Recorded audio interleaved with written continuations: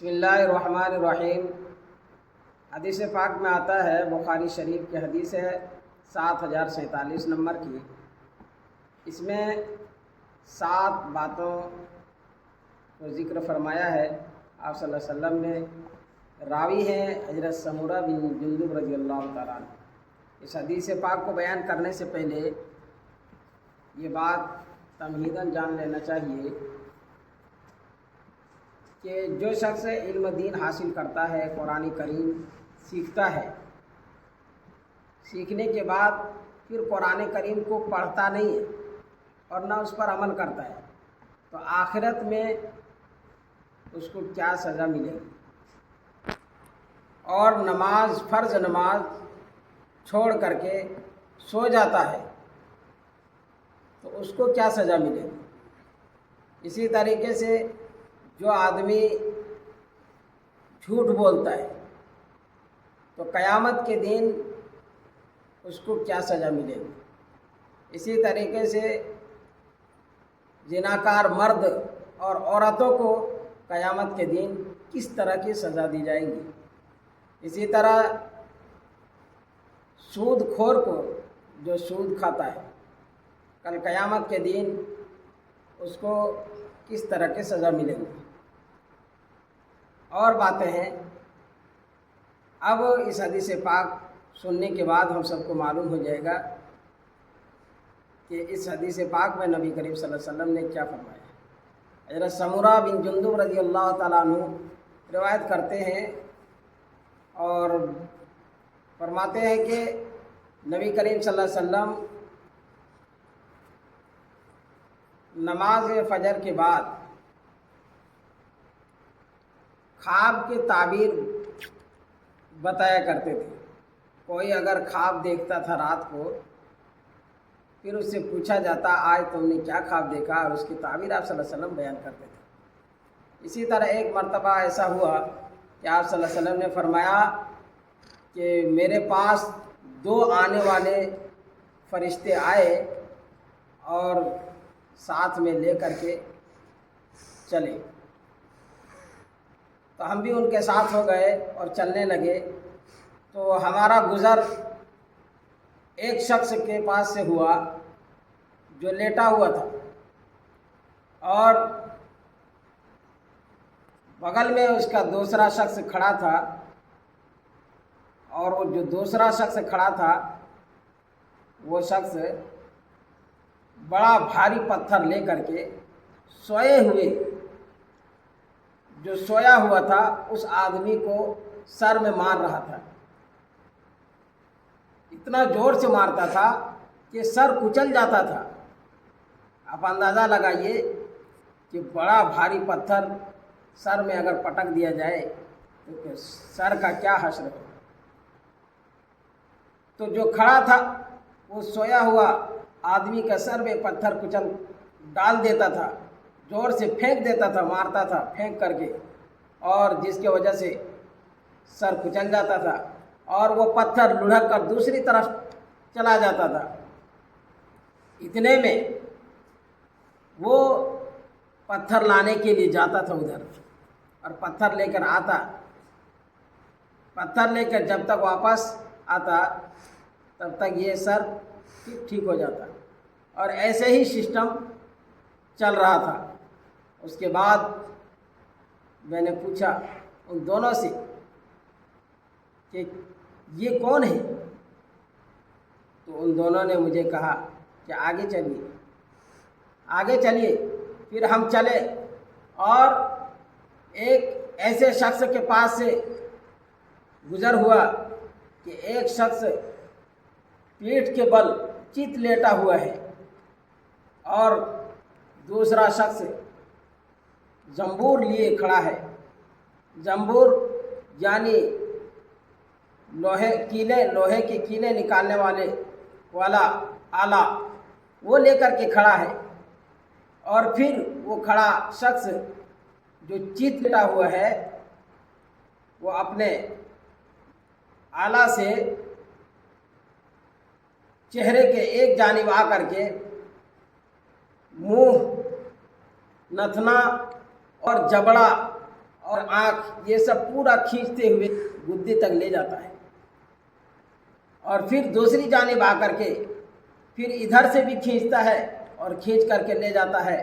ابھی یہ دوسری جانب کھینچ ہی رہا ہوتا ہے کہ ادھر ٹھیک ہو جاتا ہے، پھر ادھر آتا ہے، پھر کھینچتا ہے، اور یہ سلسلہ چلتا رہتا ہے۔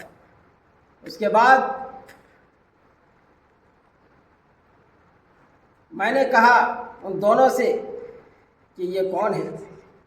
تو اس نے کہا، ان دونوں فرشتے نے کہ کہا چلیے آگے چلیے۔ ہم چلے اور ہمارا گزر ایک تنور کے پاس سے ہوا۔ ایک تنور کو دیکھا، اور تنور کے پاس بڑا شور و گل ہو رہا تھا، ہلا گلا ہو رہا تھا، چلانے کی آوازیں آ رہی تھی۔ میں نے وہاں جھانک کر کے دیکھا کہ ایک آگ لپیٹ رہا ہے، ایک آگ لپیٹتی ہوئی ان آدمیوں کو جو وہاں گھسا ہوا ہے، اندر میں ہے تنور کے اندر، ان کو اپنے لپیٹ میں لے لیتی ہے، اور وہ سب چلانے لگتا ہے۔ میں نے کہا یہ کون شخص ہے؟ تو ان دونوں نے کہا کہ آگے چلیے۔ ہم آگے چلے۔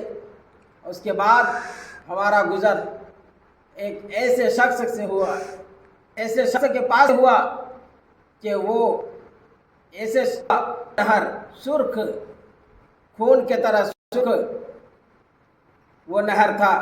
اس نہر میں، وہ سرخ نہر میں ایک آدمی تیر رہا تھا، اور تیرتے ہوئے سائڈ میں آتا تھا، اور سائڈ میں ایک آدمی کچھ پتھر جمع کیا ہوا تھا، اور جب وہ تیر کر کے سرخ نہر سے سائڈ میں آتا تھا تو منہ پھاڑ دیتا تھا، اور منہ کھولنے کے بعد یہ جو سائڈ میں آدمی تھا وہ آدمی اس کے منہ میں پتھر ڈال دیتا تھا، اور پھر وہ نہر میں تیرتے ہوئے چلا جاتا تھا، پھر سائڈ میں آتا تھا، اور یہ سلسلہ چلتا رہتا تھا۔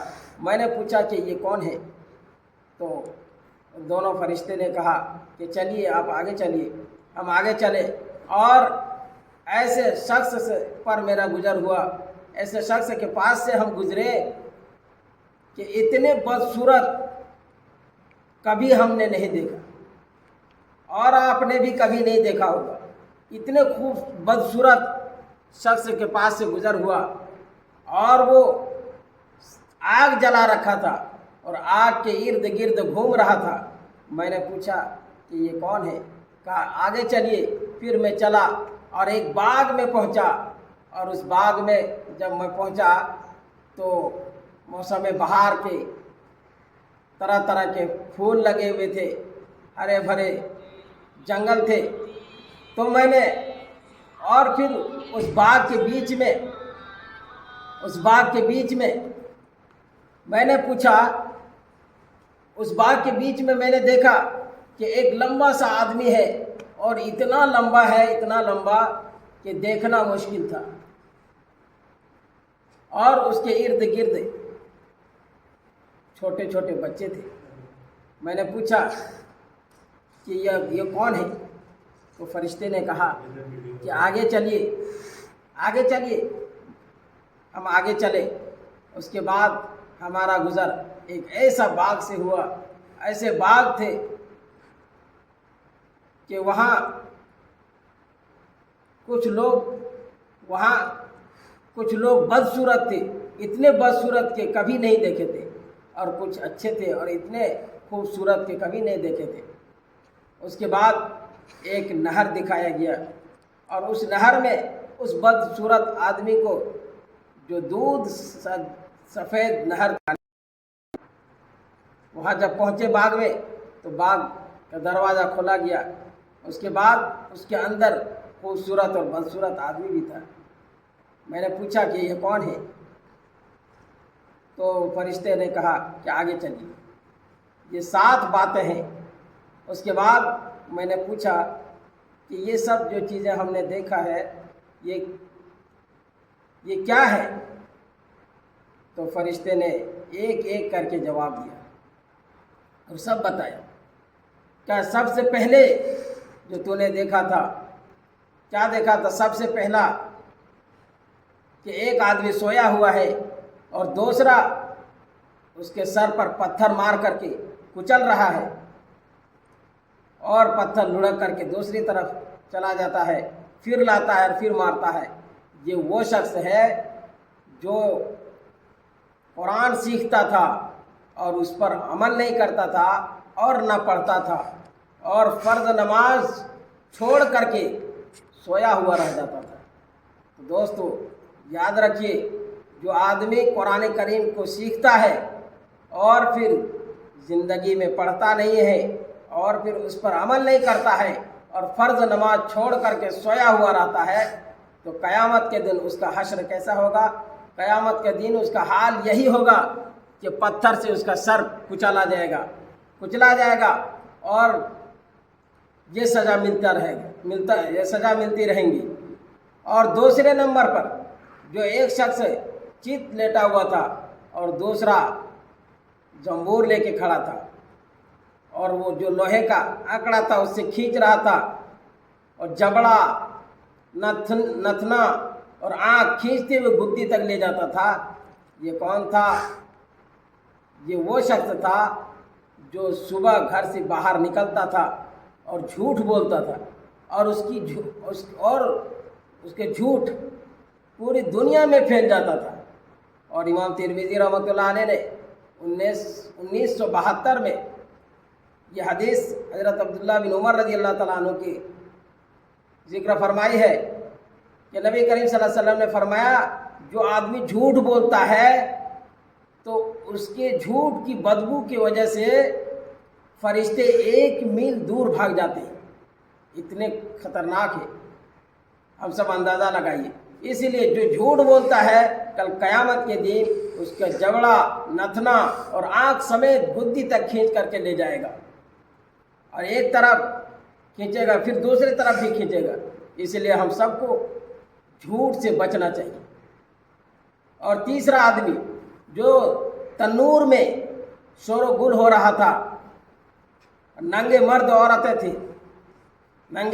عورتیں تھیں اور شور و گل ہو رہا تھا، وہ کون تھا؟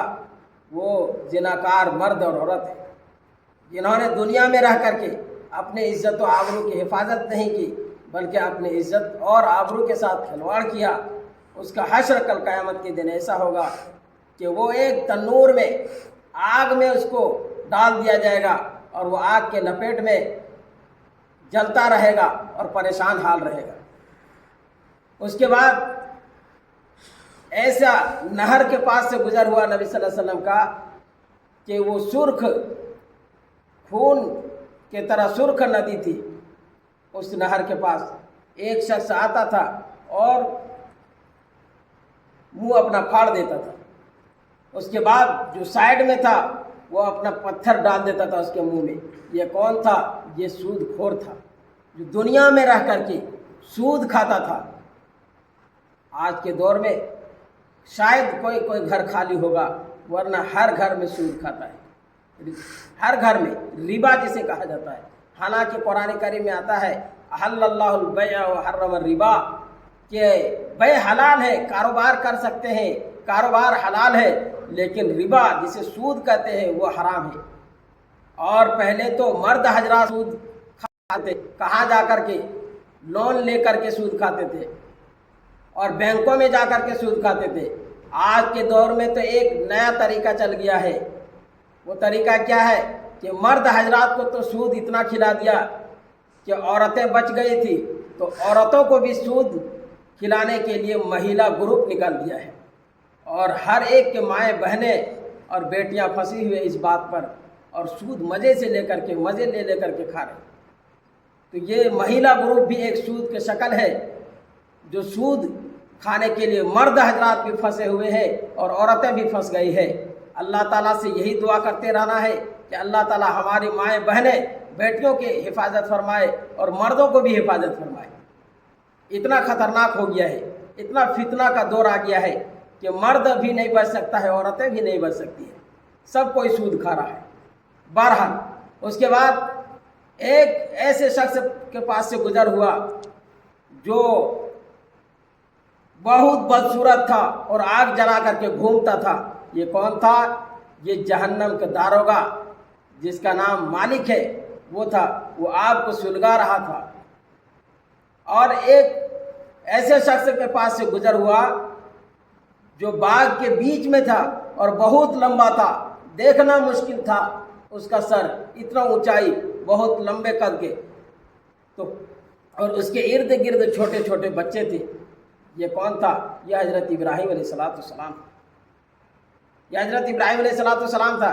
اس کے بعد جو چھوٹے چھوٹے بچے، ایک صحابی نے کہا یا رسول اللہ، جو مشرکین کے بچے ہیں، کیونکہ ہر بچہ فطرت اسلام میں پیدا ہوتا ہے اور انتقال ہو جاتا ہے تو وہ تو جنتی ہے، لیکن جو غیر مسلم کے گھروں میں پیدا ہوا ہے، غیر مسلم کے بچے ہیں، تو کیا وہ بچے بھی وہاں تھے؟ تو آپ صلی اللہ علیہ وسلم نے فرمایا کہ ہاں، وہ بچے بھی وہیں تھے۔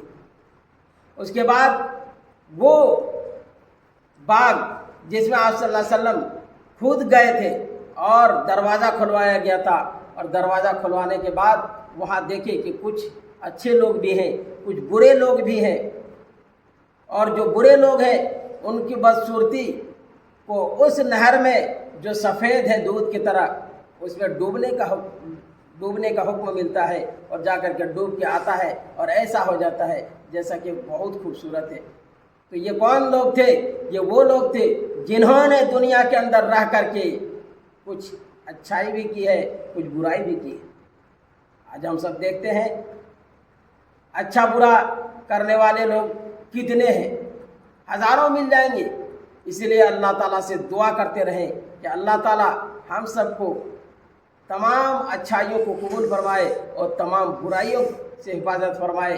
اللہ تعالیٰ سے دعا ہے کہ اللہ تعالیٰ ہم سب کے سیئات کو حسنات سے مبدل عطا فرمائے، اور ہم سب کے نیک ارادے کو پورا فرمائے، برے کاموں سے حفاظت فرمائے، اور جتنی باتیں یہاں بیان کی گئی ہے اللہ تعالیٰ سمجھنے کی توفیق نصیب فرمائے۔ وآخر دعوانا الحمدللہ۔